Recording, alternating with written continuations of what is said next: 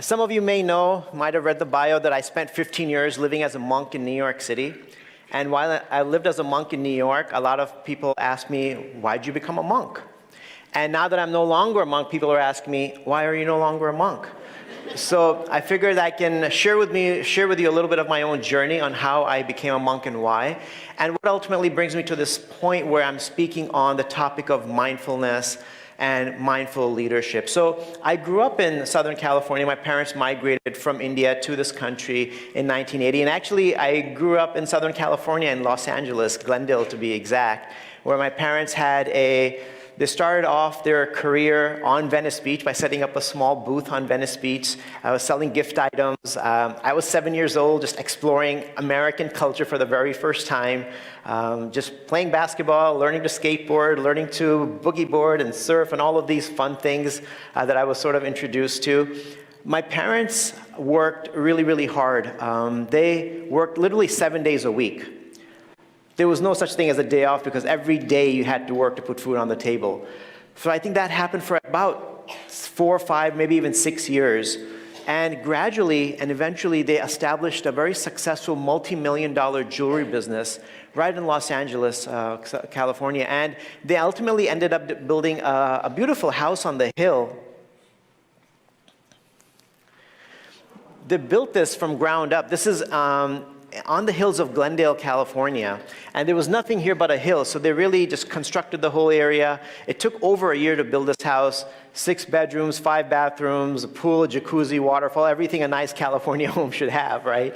And this was my room right up there. I had a real postcard view of downtown LA. Literally, there was a postcard view of downtown LA from my window. But in the early 1990s, my parents' jewelry business caught on fire. And the whole business burnt down, and because our entire life was being supported by that business, our life sort of fell apart financially. We ended up losing this house. We ended up losing the business and all the different properties and vehicles that we owned. It was a real turning point in our lives, and especially in my life. My dad decided to explore new business opportunities, and he learned that maybe he should go to East Europe, which was just coming out of communism. So he decided to pursue business opportunities in Bulgaria in the early 90s. And I don't know how many of you have ever been to a post-communist country in those days, but I'll give you a little flavor of what it was like. You really couldn't find anybody that spoke English. So when I wanted to call the US or India, I had to walk to the post office, write the phone number down, and then they would dial it because the operators didn't speak English. Taking a taxi was difficult. Buying food in the grocery store was difficult because there was the language was not similar in any capacity. There was, everything on TV was in Russian and Bulgarian. All the movies were a year or two old. I think they were just like pirated movies that were just being played on the theaters. There were no basketball courts. There was, I think, one tennis court at the end of the town where I was. So it was really everything that I was familiar with and comfortable with was really just sort of taken away. And I went from living in a house like this to a one-bedroom apartment in one of these types of buildings, right? So going from LA to this, I felt like I'd just gone back 50 years in technology. So after a couple of years of being in Bulgaria, we decided that, and this is really when my own meditation journey began, right? When the rug was pulled out from under me, I sort of fell flat on my face, really questioning why did this happen to me and what my purpose in life is. And what do I want to do with the rest of my life? So it was when everything was sort of topsy-turvy is when I really began my introspective journey for the first time in my life.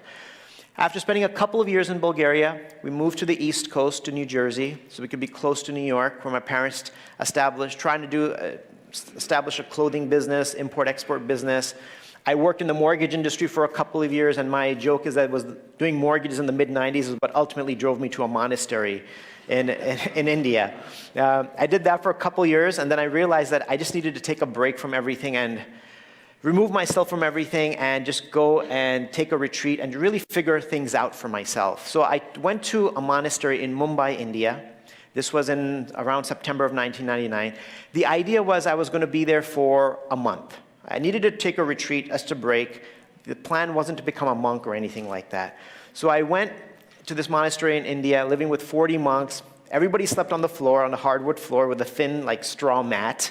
And we were waking up at 4 in the morning, because from 5 to 8 were the meditation and other spiritual practices that we were all doing, and the rest of the time we were doing other simple services, serving one another, serving the community, serving food, and doing other kinds of things like this. Somehow, I fell in love with this lifestyle. I'd never really lived a life full of service in this capacity, and I really fell in love with it.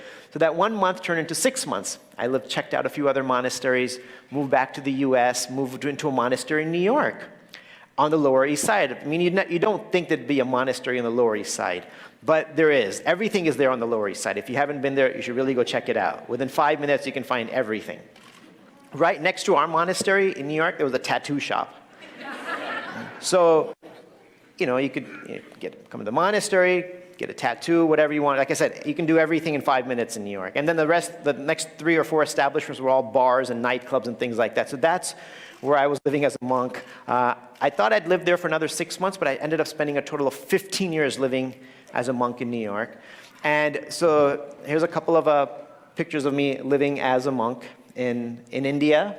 And this is me living as a monk in New York City. Of course, had to have a little orange flip phone, and I wanted to make sure everything matched. My robes matched, my phone matched. I was always into making sure things looked good, even though I was a monk and wearing robes. So, when in New York, do as New Yorkers do, right? So one of the things that I was studying as a monk, and which is what I sort of teach in corporations and on college campuses, is when we talk about mindfulness, one of the first things we have to understand is the nature of the mind. And what is the mind? Right? How do we understand what the mind is? I like to compare the mind to a hard drive. The hard drive has a capacity to store millions and millions of files. So our mind stores so much data that we can't even imagine. Every time we see something, smell something, taste something, touch something, or feel something, it gets registered in our mind. But we can't remember all of this. Another way I like to compare the mind to is a smart device. Right? Now, on our smart device, we have so many apps. Right? And a lot of apps remain open. We don't close them. At least I'm really bad at closing out my apps. If I used Google Maps 2 weeks ago, it's still open. I don't go around closing them. So my wife usually has to go around closing all my apps. She's like, okay, you've got all these apps open. It's slowing your phone down. I'm like, okay, go ahead and close them out. So the same thing, our mind has a lot of apps open. And one of the, it's like your phone comes with certain apps that you can't delete. Well, our mind also has certain apps that just you can't delete. One of those is like the money app. You're always thinking about money. Another one, real popular one, is the food app. We're always thinking about food. You're eating lunch, you're thinking about dinner. You're eating dinner, you're thinking about breakfast, right? So like when we were driving in here, I'm like, man, I hope there's looking around on Google Maps, I'm like, there's nothing around here. What are we going to eat? There's just kind of like a little anxiety about the food app. So our mind is like, has so many different apps that are constantly open. But if we can close those apps out, what happens? The phone works better, the device works better. So mindfulness is about becoming aware of what apps are open right now, which ones are taking up my mental energy, and how to close them out so that I can focus on the things that I really need to focus on, so that I don't lose time and energy doing all kinds of things that I don't need to be worrying about. According to psychology today, an average person has between 25,000 and 50,000 thoughts every single day. That's, if you break it down per hour, that's 1,000 to 2,000 thoughts every single hour. So our mind is a very busy place. If you try to go to, like when I was living in Manhattan, living on the Lower East Side, we were facing the avenue. So there was a lot of car noise and jackhammers in the middle of the night. You're just wondering, how did the city give permission to do this? They probably didn't. But there's so much noise, but I realized that the noisiest place is always in the mind. The busiest place is always in our mind. So the more we can control our mind, the more we have power over our mind, the more peaceful and happy we can actually be. So our mind functions in a couple of different ways. If it's a lot of times it's stuck in the past. It's thinking about the past. And unfortunately, it has a tendency to remember things and get stuck on negative things that have happened in our past. And it's hard for us to let go of those. So how many of you, just raise your hand if you're still sort of disturbed by something that happened over a year ago? Oh my gosh, everyone. Okay, don't worry, we're gonna meditate at the end to make you all feel a little bit better. Promise, we're gonna do some meditation. How many of you are bothered by something that happened over 5 years ago? Raise your hand, okay. All right. 10 years? All right. So, see, it's there, and it's hard for us to let it go. Now, you don't want to remember these things. If you could, you would choose to let them go because they're causing stress and they're causing anxiety. And sometimes they'll just pop up randomly. You're having a really good time and all of a sudden it'll just pop up, a random thought that doesn't even affect your life anymore. And it's sort of now messing up your day. So we understand that our mind, we're not in control of our mind. Our mind is like a roommate, a crazy roommate that never shuts up. I don't know. Is everybody stuck with a crazy roommate? I don't know. So, right? And then it's almost like you let the roommate move in without checking references, right? So we have this roommate, and it just doesn't stop. And if it's not thinking about the past, it's worrying about the future, right?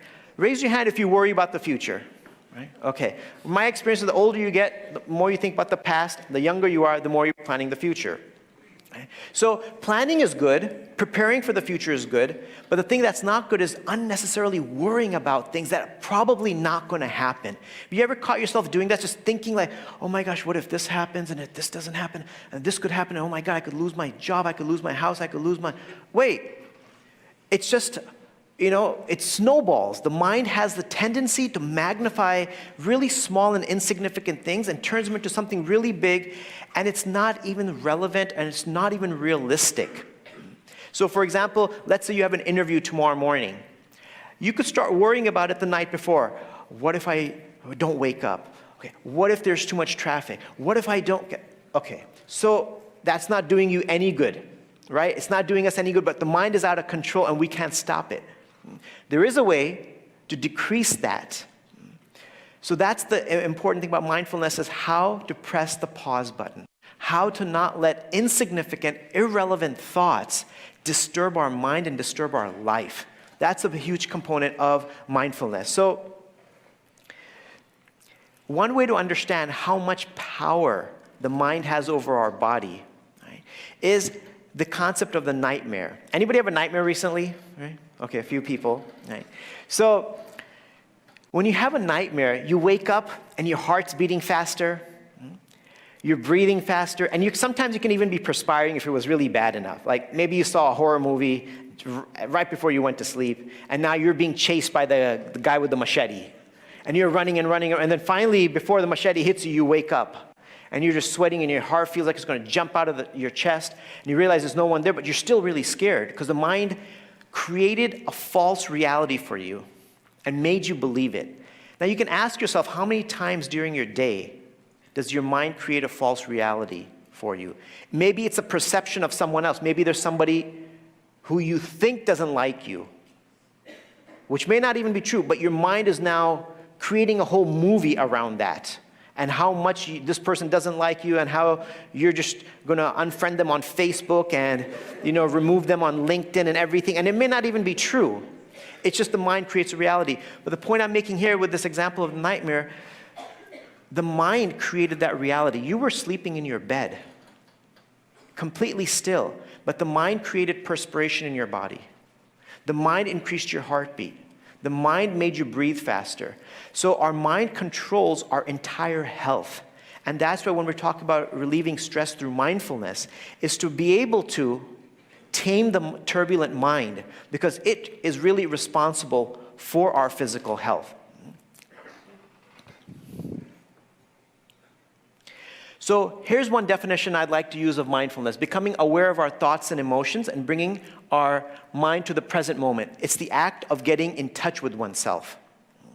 So how is this important, especially when we are going to take on a leadership role? Right? Becoming aware of our thoughts and emotions, it's very, very important, because whatever we're going through, it's going to affect every other interaction we're having. So for example, let's say you're off to work or school, and you had maybe a conflict or an argument before you left home. Now you're driving to work, you're already a little upset. Now you know that when you're upset and you're driving, that might affect how you interact with other drivers. Or if now you're sitting there and somebody honks at you, now you're even more upset. Now you get to work or school, how is that not going to affect your interaction with the other people around you? It will. But if we're aware of our emotions in that moment, that, okay, I'm really upset, I'm frustrated, a few bad things have happened, I need to make sure this doesn't affect the next person I interact with. So even that awareness is important, because a lot of times things happen and we just keep pushing through, things keep happening and things keep piling on, and we don't stop to think about it, and we keep moving forward, and then it's affecting every interaction that we're having. So even if we're able to become aware of the different emotions that we're going through, that can help us interact, have the next interactions a little bit more positive, and so that we don't react emotionally because some negative things have happened. And also, getting in touch with oneself, especially for any kind of leadership role, even if it's not a corporate leadership role, if you're setting an example for someone, if someone's looking up to you, getting in touch with oneself means really asking ourselves, what is my motivation for doing what I'm doing? And especially if in a leadership role, why am I doing what I'm doing? Am I here to serve others, or am I here to be served? Am I here just to control everyone so that everybody can serve me, or am I really here to bring the best out of everyone? And also, it's the ability to really constantly look at oneself honestly and understand what are the changes I need to make to become a better individual and a better leader. That's why I like Gandhi's quote, be the change you wish to see in the world. Right? We have to become that change, because it's almost impossible to change someone else. We've tried changing others, doesn't work. Others have tried to change us, that also doesn't work. Not only that, we've tried to change our own habits that we've had. Right? There's habits that we have we're not proud of. We've tried to change them, and we can't even change ourselves, yet we try to change others. So be the change you wish to see in the world. That is really one of the signs of being a mindful leader.